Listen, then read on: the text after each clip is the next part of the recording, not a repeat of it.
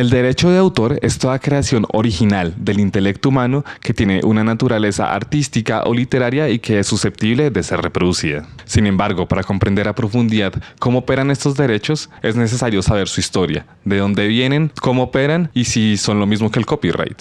Saludos, mi nombre es Mateo Rosas, soy abogado, fundador de La Ley del Río y en este video abordaremos todas estas cuestiones para que puedas comprender como un experto cómo operan los derechos de autor en la industria musical. Así que mírate este video completico si quieres saber todo esto.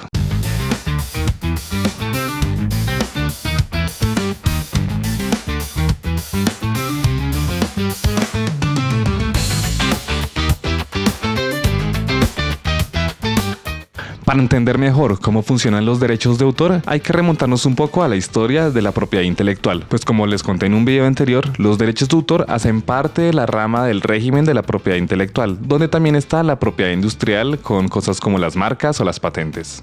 En la Edad Media, los gremios de artesanos regulaban casi todos los aspectos de sus áreas de producción. Dentro del gremio se definían los roles de aprendiz, ayudante y maestro, pero también se adoptaban medidas para fomentar una competencia justa. Por ejemplo, los talleres que lograban una innovación recibían los llamados privilegios de invención, que consistían casi siempre en tener el monopolio temporal de la comercialización de sus inventos. En el Renacimiento es donde por primera vez un Estado da estos privilegios a alguien, y ese alguien sería el famoso arquitecto y escultor Brunelleschi, en 1421 específicamente.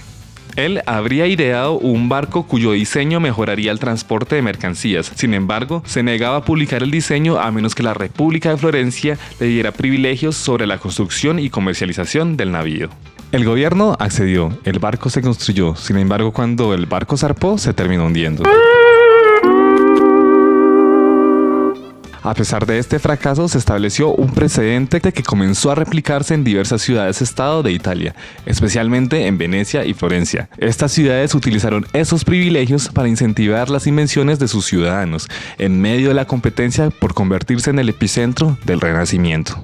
Estos privilegios o permisos de monopolio se empezaron a dar en diferentes regiones de Europa para incentivar a los creadores de tecnologías. Sin embargo, tras el desarrollo de la imprenta, en los creadores de las artes, especialmente en la literatura, empezó a crearse un fuerte descontento, pues las empresas de impresión recibían la mayor parte de las ganancias, dejándole a los autores muy poco o incluso nada. En Inglaterra, donde el gremio editorial de la Stationers' Company tenía el monopolio sobre la explotación de los libros, conocido como derecho de copia o copyright, se promulgó en 1709 el Estatuto de la Reina Ana, considerado el primer antecedente legal de los derechos de autor.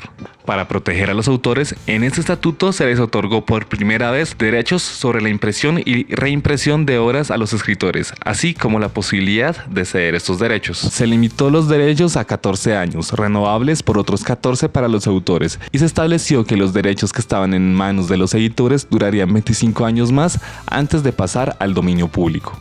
La revolución industrial transformaría drásticamente las creaciones técnicas y estéticas alrededor del mundo, por lo que en el resto de continentes los países empezarían a hacer regulaciones en lo que hoy podemos denominar propiedad intelectual. Aunque en estricto sentido, en esta época estas creaciones no eran consideradas todavía como propiedad, pues lo que se busca proteger realmente es la idea y no el objeto en el que se materializa, que es donde suele recaer la propiedad común. En el caso de la propiedad industrial sería en el diseño de la invención donde recae la protección y no en el objeto inventado, así como en la pintura sería en la imagen donde recae la protección más allá del soporte donde estaría esta pintura. En la teoría de la propiedad intelectual se denomina a esta idea abstracta como corpus mysticum y a la expresión objeto que expresa esa idea como corpus mechanicum. Pero volviendo a la era industrial, tras la Revolución Francesa, ese país se volvió un referente en el diseño y estructuración jurídica de las repúblicas nacientes, especialmente en la región latinoamericana. En la República de Colombia se siguió utilizando muchas normas que venían del virreinato, hasta que en 1858, cuando Colombia tenía una estructura federal, el Estado soberano de Santander introdujo por primera vez el Código Civil de Chile de 1855,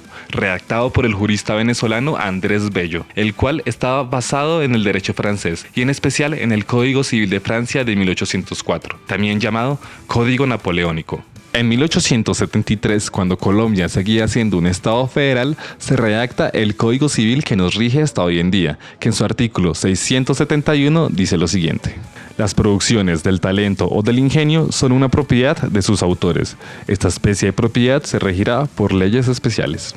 Y bueno, estas anunciadas leyes especiales solo se demorarían 106 años en llegar, mediante la Ley 46 de 1979, la cual introduce en el régimen colombiano la Convención de Berna de 1886, el cual es el principal instrumento jurídico internacional en materia de derechos de autor. A pesar de que en ese año el convenio 1886 Colombia no se adhiriera a él, sí implementaría mayor protección a los autores mediante su recién promulgada Constitución, que en su artículo 35 otorgó la propiedad transferible de obras literarias y artísticas a sus autores, por el tiempo que durara su vida más 80 años. Adicionalmente, se estableció un tratamiento igualitario a los autores extranjeros que provinieran de una nación hispanohablante. Y es solo hasta 1982, mediante la Ley 23, que Colombia crea su propia legislación en materia de derechos de autor y derechos conexos. ¿Derechos conexos? ¿Qué es eso? El derecho conexo es la protección legal que reciben todas aquellas personas naturales o jurídicas que participan en la producción y difusión de una obra protegida por el derecho de autor. Este régimen se creó en 1961 a nivel internacional mediante la Convención de Roma de ese año, en la cual se le otorgaron derechos a los músicos, intérpretes y ejecutantes, a los productores de fonogramas y a los organismos de radiodifusión. Para entender mejor la diferencia entre los derechos de autor y los derechos conexos, pensemos en una canción que escuchamos en la radio. Esa canción debió ser compuesta por uno o más autores, los cuales tendrían los derechos de autor sobre esta. Pero usualmente una canción es interpretada por el compositor en compañía de otros músicos, e incluso muchas veces el compositor no participa en la interpretación de una canción. Todos esos músicos que participan en esa interpretación, sean autores o no, tendrán derechos conexos sobre su interpretación, bien sea grabada o en vivo. Por otro lado, para grabar una canción se requiere de toda una operación compleja de producción que puede ir desde conseguir músicos de sesión, la ingeniería de sonido, la mezcla y masterización e incluso la gestión legal y de mercadeo. Históricamente han sido las empresas discográficas las que asumen las labores de producción de música grabada, por lo que la ley decidió protegerlas también con derechos conexos y las denominó para efectos legales como productoras de fonogramas. Así, a pesar de que ellos no posean la autoridad sobre las canciones que producen, sí la tienen sobre esas grabaciones. Pero recordemos que esto es un ejemplo de una canción que escuchamos en la radio y que allí también operan los derechos conexos, pues en este caso se protege a las emisoras para que nadie más pueda tener los derechos de explotación y retransmisión de sus emisiones. Por lo tanto, si una persona graba una emisión radial y la empieza a vender sin la debida autorización, estará violando primero los derechos de autor de los compositores autores, así como también los derechos conexos de los intérpretes ejecutantes, los productores de fonogramas y las emisoras de radiodifusión. Así que ya sabes qué no hacer. Y bueno, llegó la hora de hablar de los derechos morales y los derechos patrimoniales, las dos caras de los derechos conexos y de autor.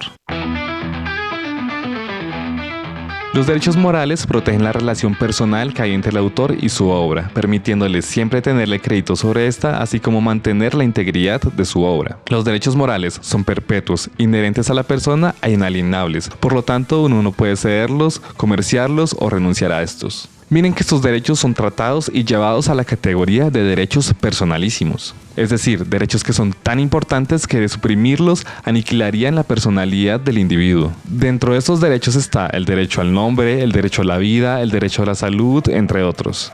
El punto es que si yo hago una canción, eso es tan importante como si yo tengo un nombre. Entonces yo no puedo renunciar a mi nombre. O sea, yo no puedo firmar un contrato y decir, ya, el día de hoy, yo, Mateo Rosas, renuncio a mi nombre. Lo mismo pasa con las obras musicales. Si ustedes crean una canción, no pueden renunciar a su crédito. Ustedes van a morir con ese derecho e incluso después de muertos la ley va a seguir protegiendo. Los derechos patrimoniales, por otro lado, son derechos de carácter plenamente económico y te permiten tener el control comercial y explotación de las obras. Los derechos patrimoniales sí pueden ser cedidos y comerciarse en el mercado, pudiendo el autor original desprenderse de estos derechos mediante la cesión de derechos o a través de otra causa legal como la muerte y la transferencia de estos derechos a los herederos. Ahora, es en esta bidimensionalidad de los derechos de autor donde está realmente la diferencia con el copyright. ¿Qué? ¿Acaso el copyright y los derechos de autor no son lo mismo?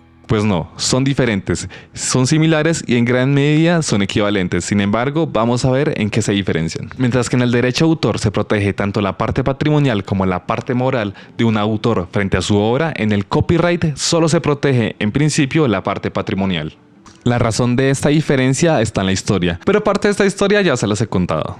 ¿Se acuerdan de la Revolución Francesa, el Código Napoleónico y su relación con las repúblicas latinoamericanas? Pues resulta que en el Imperio Británico se venía utilizando un derecho que les funcionaba bastante bien, el cual se basaba en la costumbre y en las decisiones judiciales más que en un cuerpo normativo de leyes. Este derecho ha sido denominado como Common Law, derecho consuetudinario o simplemente derecho anglosajón. Este siguió utilizándose en el Reino Unido, así como en el resto de sus ex colonias, como lo son Estados Unidos, Canadá, Australia o la India. En contraposición al Common Law está el derecho civil o el derecho continental, el cual fue adoptado por el resto de países del continente europeo y estuvieron muy basadas en este Código Napoleónico de 1804. Los sistemas legales que se basan en el Common Law utilizan por lo tanto también el sistema de derecho de copia o el copyright, que les comenté que nació en 1709 mediante el Estatuto de la Reina Ana. Mientras tanto, los países de tradición del derecho civil utilizamos los derechos de autor. Este mapa te dejará más claro cómo están distribuidas las familias jurídicas en el mundo.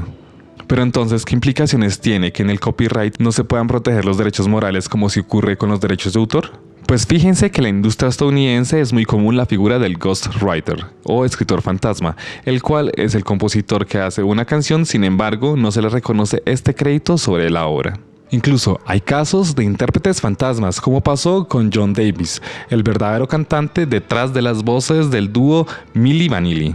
Estas prácticas, en teoría, no podrían aplicarse aquí en Colombia o en cualquier otro país donde esté el régimen de los derechos de autor. Sin embargo, les voy a confesar algo que ocurre muy frecuentemente en la práctica. Por lo menos en este país se ha visto casos donde se hacen contratos en los que, a pesar de que no se renuncia o se ceda a los derechos morales, sí se acuerda que la persona se compromete a no ejercerlos. Mi visión como abogado es que estas prácticas no son permitidas por la legislación colombiana. Sin embargo, es necesario que la jurisprudencia o la ley determine firmemente la invalidez de estas prácticas. Déjame saber en los comentarios qué tan ético y legal consideras que es esta práctica. Y bueno, mi gente, hasta aquí va el video de hoy. Hoy tocamos muchos temas y hay todavía mucha tela por cortar. Estén pendientes de los próximos videos porque estaré hablando de los derechos patrimoniales y morales reconocidos en Colombia y cómo funcionan en la práctica. Síguenos en todas las redes y empieza ahora a ser parte de la revolución de la industria de la música.